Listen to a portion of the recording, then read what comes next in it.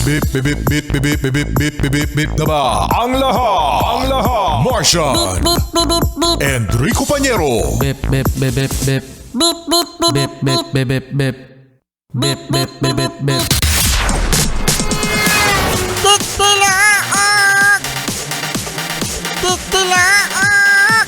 Bip bip Ito na ang 101.1 Yes FM Balitang Nabalitaan nyo ba mga Yes Friend? Ang mga estudyante dyan sa may Best Link College na mga nahimatay sa sobrang pagod dahil sa kanilang founding anniversary. So nangyari ito mga Yes Friend, Martian, no? Sa Bataan kung saan doon ginanap, okay, ang pagtitipon. So ngayon, no? Dahil nga daw sa dami-dami ng mga umattend na mga estudyante, hindi raw nagkasya yung mga sasakyan. Siyempre kapag mga sasakyan, mga Yes Friend, at maraming pupunta, usually mga bus yan eh. So, ang nangyari, So ang nangyari mga Yes Friend, Martian, doon na sa labas, nagpark yung mga bus. Ngayon, nung hinahanap na ng mga estudyante, yung bus, siguro para umuwi na, no? Ang nangyari, hindi na lang makita. So naglakad sila na naglakad. Tapos,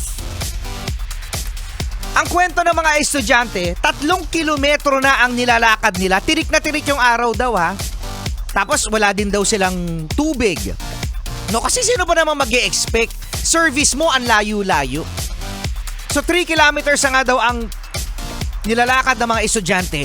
Wala pa rin yung bus kaya ang daming nahimatay. Ang dami-daming sobrang pagod at nagsisi kung bakit sila sumama sa founding anniversary ng Best Link College. Nagbayad pa raw sila. ano? Nagbayad pa tapos sa pagod pagkatapos na yung matay pagkatapos.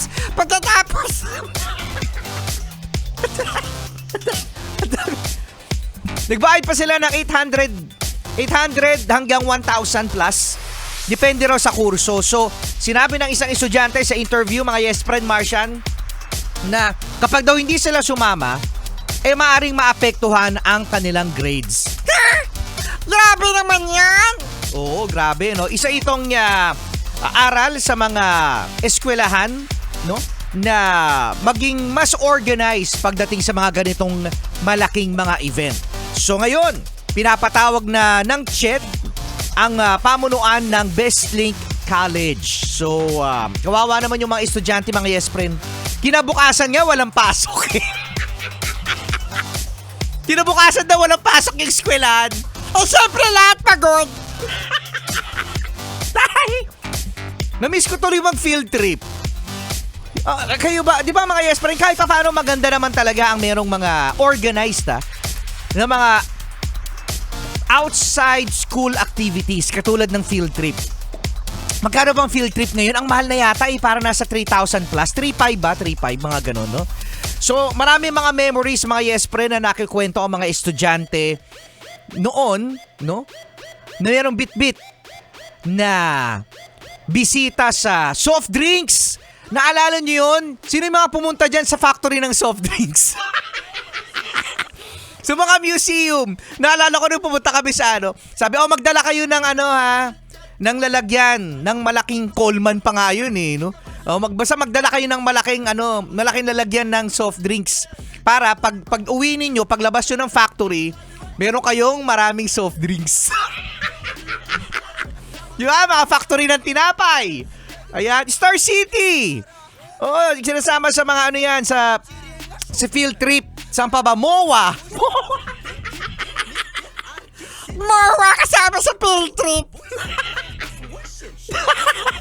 Mga museum. Naalala ko nun, makwento ko ng mga Yes, papasarap yung kwentuhan natin. Naalala ko nun, pumunta kami sa Air Force. Sumakay ako ng helicopter, excuse me. Pero walang makina. Walang makina yung jet, tsaka yung helicopter. Di ba mga Yes, ang sarap ganyan yung mga memories na meron kang field trip. Pero sa mga estudyante ng Best Link College, anong sabi? Stress! Rico Panyero. Marsan! Ударной дозы димедрола Tuk-tuk-tuk. Ты работай руками, будто гений